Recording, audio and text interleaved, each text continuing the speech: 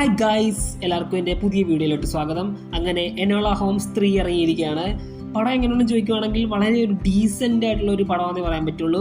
Enola Holmes 1ഉം 2 വെച്ച് നോക്കുവാണെങ്കിൽ 3 കുറച്ച് ഡൗൺ ആയി പോകുമെന്ന് എനിക്ക് തോന്നുന്നു. പടത്തിന് തുടക്കത്തിൽ തന്നെ നമ്മുടെ എനോളയും നമ്മുടെ ട്യൂസ്ബെറിയും കൂടെ ഒരു വെഡ്ഡിങ് സമയത്ത് ആരോ നമ്മുടെ ഹെൻറി കാവലിനെ ഷെർലോക്ക് ഹോംസിനെ ആരോ കിഡ്നാപ്പ് ചെയ്യുന്നു, പുള്ളിനെ കാണാതെ പോകുന്നു.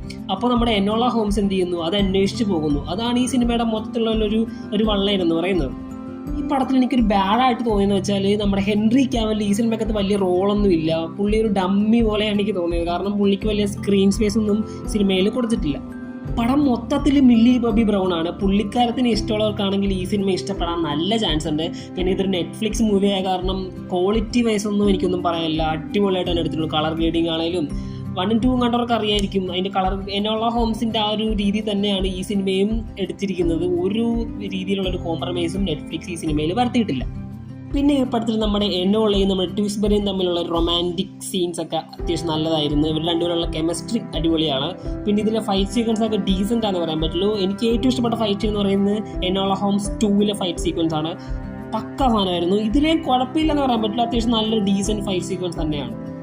പിന്നെ ആക്ടേഴ്സിൻ്റെ പെർഫോമൻസ് ഒക്കെ എനിക്കൊന്നും പറയാനില്ല. എല്ലാവരും അടിപൊളിയായിട്ട് തന്നെ ആയിട്ടുണ്ട്. അങ്ങനെ ആരും വെറുപ്പിച്ചിട്ടൊന്നുമില്ല. പിന്നെ നമ്മുടെ മില്ലി ബോബി ബ്രൗൺ, നമ്മുടെ എനോള ഹോംസിൻ്റെ 4th വാൾ ബ്രേക്കിംഗ് ഒക്കെ ഈ സിനിമയിലും ഉണ്ട്. പിന്നെ നമ്മുടെ ഹെൻറി കാവലിനെ കുറിച്ചൊന്നും പറയണ്ടല്ലോ, പുള്ളി അടിപൊളിയായിട്ട് ചെയ്തിട്ടുണ്ട്. കുറച്ചേ ഉള്ളൂ, പുള്ളി ഇമോഷണൽ സീനിലൊക്കെ പുള്ളി നല്ല രീതിയിൽ തന്നെ ചെയ്തിട്ടുണ്ട്.